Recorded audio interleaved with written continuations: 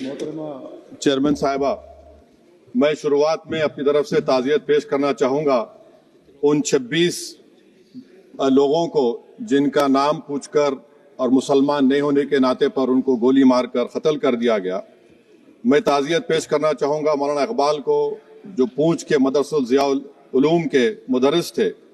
उस 5 साला लड़की मरियम को, जिसको पाकिस्तान की शेलिंग में उसका पेट फट गया। मैं ताज़ियत पेश करना चाहूँगा मैडम जैन अली और उर्वा फातिमा, इन दो जुड़वा भाई बहनों को जिनकी उम्र 14 साल थी।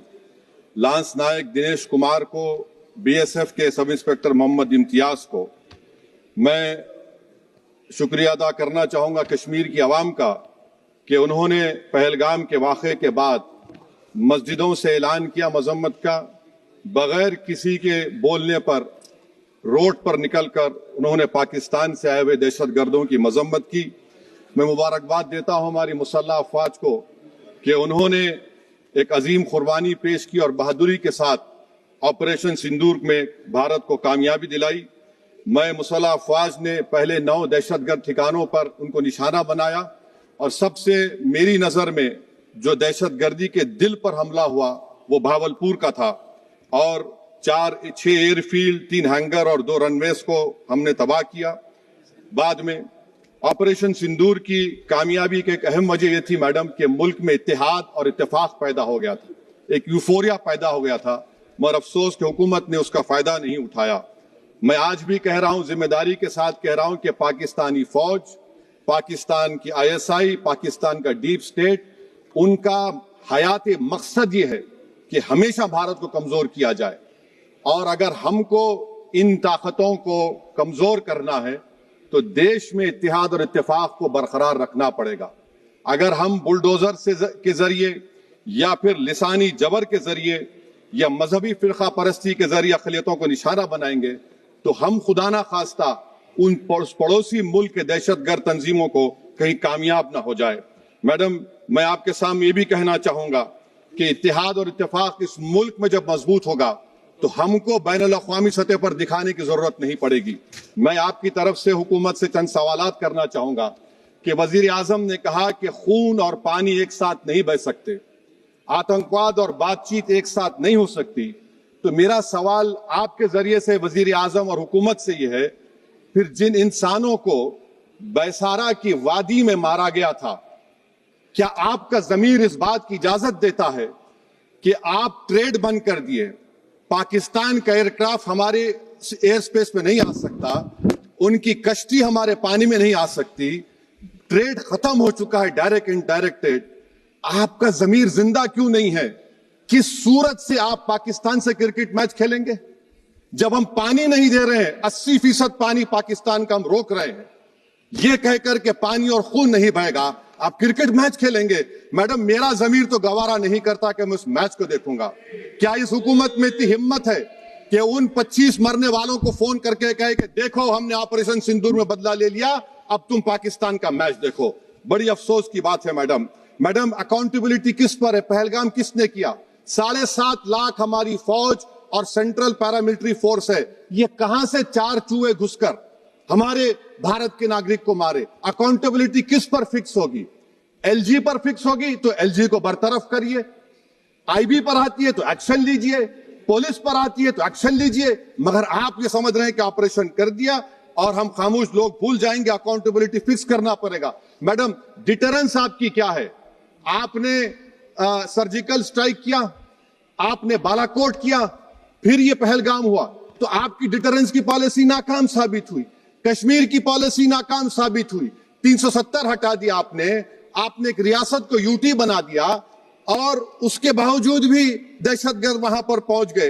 तो और अफसोस मुझे इस बात का होता है मैडम कि पाकिस्तान को हम जानते हैं, पाकिस्तान और इजराइल इस पूरी दुनिया में एक फेल्ड स्टेट है और पाकिस्तान के आर्मी चीफ को, जिससे हमारे स्ट्रेटेजिक रिलेशनशिप, इसको अपना दोस्त कहते हैं, उस देश का प्रेसिडेंट उस शख्स को बुलाकर खाना खिलाता है अपने साथ जिसके भाषण से हमारे लोग मारे गए थे। तो क्या आपकी खर्जा पॉलिसी कामयाब हुई? आप देख लीजिए। अच्छा, हमारे देश में एक ऐसी तंजीम है जिसका वजूद नफरत की बुनियाद पर और मजहबी अज़बियत को फैलाने के लिए बनाया गया, उनको तकलीफ है सेकुलरिज्म से, सोशलिज्म से। मगर हमारे संविधान के प्रियम्बल में लफ्ज सॉवरेन है। सॉवरेन का मतलब यह है कि हम खुद मुख्तार हैं, हम हाकिम आला हैं, हम अपने मुल्क के मुकद्दर का फैसला करेंगे। एक गोरा व्हाइट हाउस में बैठकर भारत की सीज फायर का ऐलान करेगा, यह आपका नेशनलिज्म है। अफसोस होता है मुझे सर।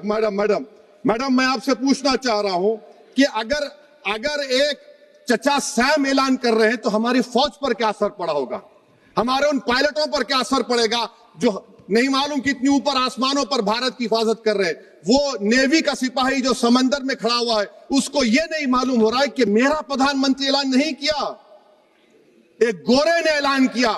बड़ा ये आपके कैसा होगा ये। मैडम मेरा सवाल हुकूमत से यह भी है कि हम कोई एडवर्सेरियल कंट्री नहीं है अमेरिका के लिए, हम दोस्त हैं, स्ट्रेटेजिक रिलेशनशिप है। क्या क्या एग्रीमेंट हमने साइन नहीं किया, तो क्या ये दोस्ती निभा रहे हैं? मैडम मैं हिस्टोरिकल एग्जांपल दे रहा हूं, क्रुश्चेव और टीटो। क्रुश्चेव ने दबाव डाला, टीटो ने कहा मैं नहीं मानता, मैं नैम ज्वाइन करूंगा। मैडम फ्रांस और यूएसए, डिगोल को जब यूएसए ने दबाव डाला तो डिगोल ने कहा कि तुम दोस्त हो मगर हमारी खारिजा पॉलिसी आजाद ना है। मैडम वहीं पर आप देखिए गुजराल साहब, जिसको कहते सबसे कमजोर थे, वजीर आजम थे, उन्होंने बहादुरी का मजारा क्या रिफूलिंग करने नहीं दिया। वियतनाम 20 साल यूएसए लड़ा मगर झुका नहीं, और हम उनको बोल भी नहीं पा रहे, हम तो कोई दुश्मन मुल्क तो नहीं है अमेरिका के, ये आपको समझने की जरूरत है। और मैडम यहां पर वजीर खारजा ने कहा वो चीन गए, डिप्टी चीफ ऑफ स्टाफ ने कहा कि चीन के इक्विपमेंट एक लाइव लैब था हमारे उनके लिए। क्या आपने कहा चीन को कि तुमने क्यों दिया पाकिस्तान को हथियार? आप नहीं कहे। और मैडम आप जानते हैं कि रक्षा मंत्री ने कहा कि स्विफ्ट एंड प्रोपोर्शनेट, तो फिर जो इंडोनेशिया मिलिट्री अटैचे ने कहा कि हमको कहा गया मत मारो, हम सेल्फ डिफेंस में भी नहीं मार सकते थे पाकिस्तान को। और अगर आप ट्रंप के बयान को गलत कह रहे हैं कि 5 एयरक्राफ्ट नहीं गिरे, मैं यकीन करता हूं आपकी बात का। आप हमारे पायलट्स को कमेंट करिए ना, हमारे पायलट्स को कमेंट करिए कि हम अपने पायलट्स की तारीफ करते हैं, आप वो भी नहीं करना चाहते। मैं हुकूमत से जानना चाहता हूं मैडम कि क्या फ्रांस ने हमको सोर्स कोड नहीं दिया जिसकी वजह से हमारे एयरक्राफ्ट को क्या नुकसान हुआ? अब मुस्तकबिल में आप हथियार खरीदेंगे तो क्या आप सोर्स कोड हासिल करेंगे?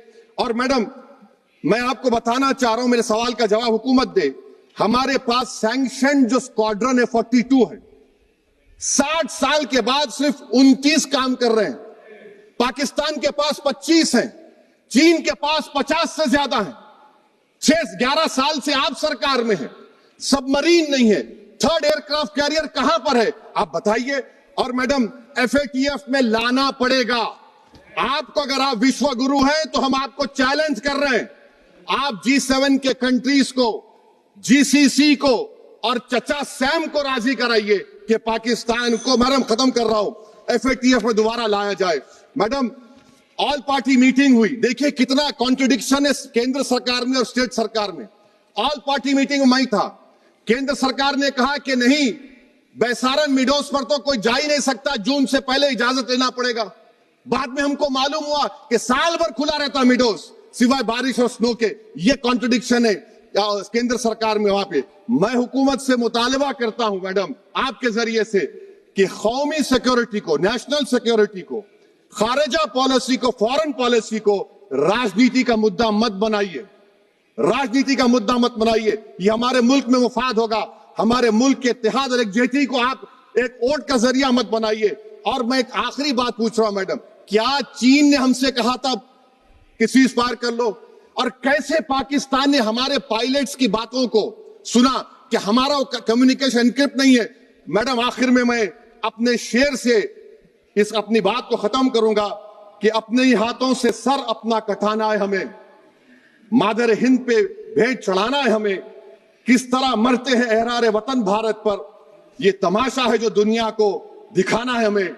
ये मैं भारत की उस बहादुर फौज के नाम पे करता हूं, मुसल्ह फौज के नाम पे करता हूं।